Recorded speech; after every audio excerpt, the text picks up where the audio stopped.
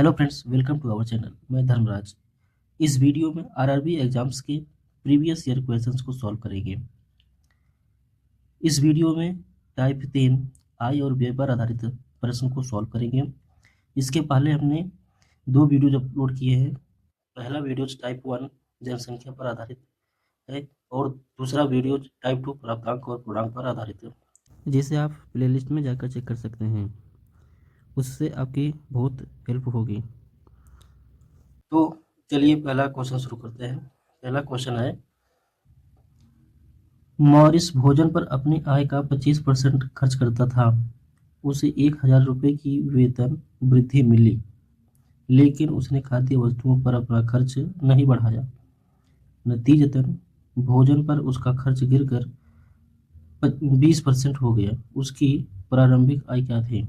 Option A 6500, option B 6,000, option C 5,000, option D 4,000। तो question solve करते हैं। देखो, क्वेश्चन ये कह रहा है कि जो मॉरिस है वो 25% खर्च करता था अपने आय का, अपने इनकम का, अपने सैलरी का। ठीक है, मान लो उसकी जो सैलरी है वो 100 रुपये है। ठीक है, 100 रुपये उसकी सैलरी है। ठीक है, इसने जो है 20% खर्च कर देता। ठीक है, 20% खर्च कर देता है। अब उसकी सैलरी 1,000 रुपये बढ़ जाती है। ठीक है, 100 रुपये है, उसकी सैलरी 1,000 रुपये बढ़ जाता है।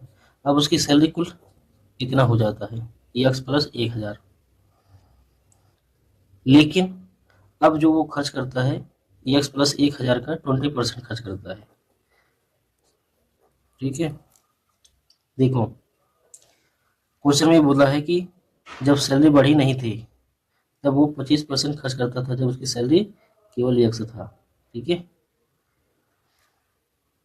जितना रुपये पहले खर्च करता था उतना रुपये अभी है।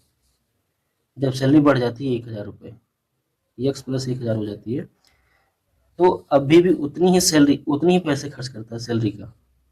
लेकिन ये पूरे सैलरी का 20% है। मतलब अगर पहले पहले अगर वो सपोज दैट अगर 100 रुपये खर्च करता था तो अभी भी वो 100 रुपये ही खर्च कर रहा है। मतलब दोनों जो है बराबर है। ठीक है, पहले का जो खर्चा सैलरी के बढ़ने से पहले जो खर्चा था और सैलरी के बढ़ने के बाद जो खर्चा है वो सब बराबर ही है दोनों, यानी ये आपस में दोनों बराबर हो जाएंगे।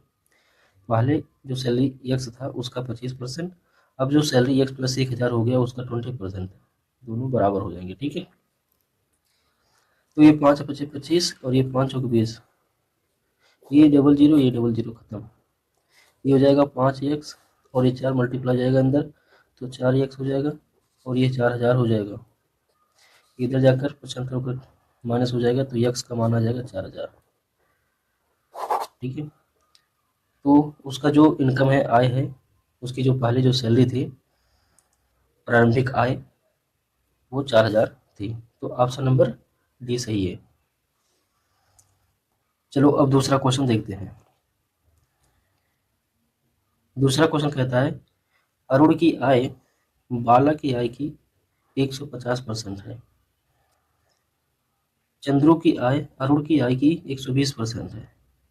यदि अरुण, बाला और चंद्रू की कुल आय 86,000 हो तो चंद्रू की आय ज्ञात कीजिए। Option A 36,000, B 32,000, C 30,000, D 34,000। तो सॉल्व करते हैं। तो क्वेश्चन क्या कहता है, अरुण की आय, अरुण की, चलो क्वेश्चन सॉल्व करते हैं। ये अरुण है और ये बाला है।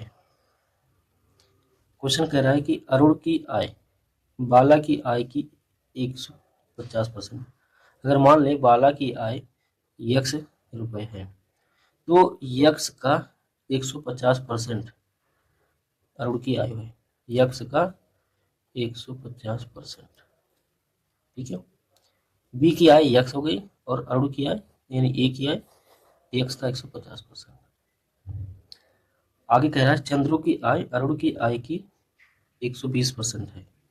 चंद्रू मान लो सी है, तो चंद्रू की आय जो है अरुण अरुण की आय की 120% है, यानी x गुणे 150/100 आय की 120%, इस टोटल का 120%। ठीक है, चलो सॉल्व कर लेते हैं। ये तुम्हारे x है और इसको सॉल्व करेंगे तो ये हो जाएगा 1 0 खत्म 0 खत्म 5 नहीं 15 5 दूनी 10, तो यानी ये हो जाएगा हमारा 3x/2 ए की आय, मतलब अरुण की आय। अरुण की आय जो है इसे काट लेते हैं, 1 0 ये 1 0 ये 2 0 ये खत्म हो जाएगी, 5 थे 15 5 से काटेंगे 5 दूनी 10 यानी 20, और देखो 5 चौंजे 20 और 4 3 12 3 3 9, यानी हो जाएगा 9x/5। तो ये चंद्रू की आय है, ये अरुण की आय है, और ये यक्स जो है बी यानी बाला की आय है। आगे कह रहा है क्वेश्चन, यदि अरुण बाला और चंद्रू की कुल आय 86,000 हो तो चंद्रू की आय ज्ञात कीजिए। तो यानी जितना है ये सब, ठीक है, अरुण की आय बाला की आय सबकी अगर आय हम जोड़ दें, ठीक है, तो ये 86,000 हो जाती है।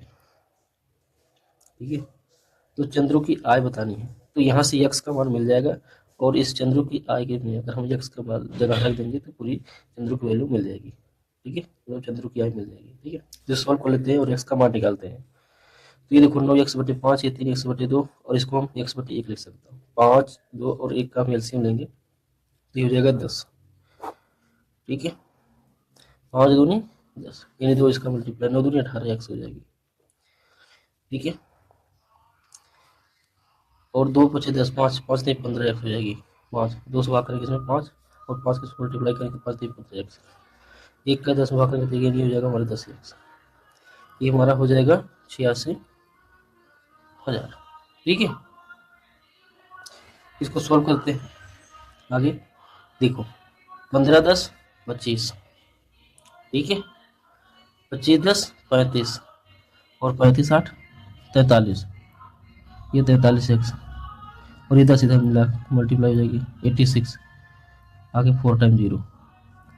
देखो अगर हम इसका अगर 2 को मल्टीप्लाई कर दे तो 86, यानी 43 के दुगना है ये।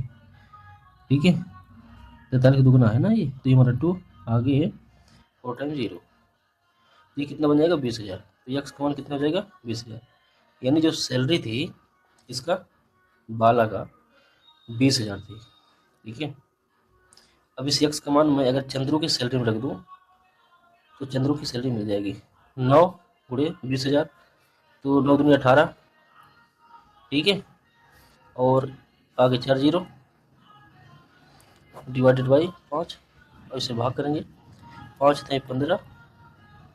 ठीक है, और 5 36, आगे 3 0, तो 36,000 चंद्रों की सैलरी जो है वो कितनी है 36,000 है। तो ऑप्शन कौन सा सही है, ए सही है। तो इस वीडियो में इतना ही। यदि वीडियो अच्छी लगी हो तो प्लीज़ लाइक कीजिएगा और मेरे चैनल को सब्सक्राइब कर लीजिएगा ताकि आपको नेक्स्ट वीडियो का नोटिफिकेशन मिल सके। तो चलते हैं, जय Hind, thanks for watching this video.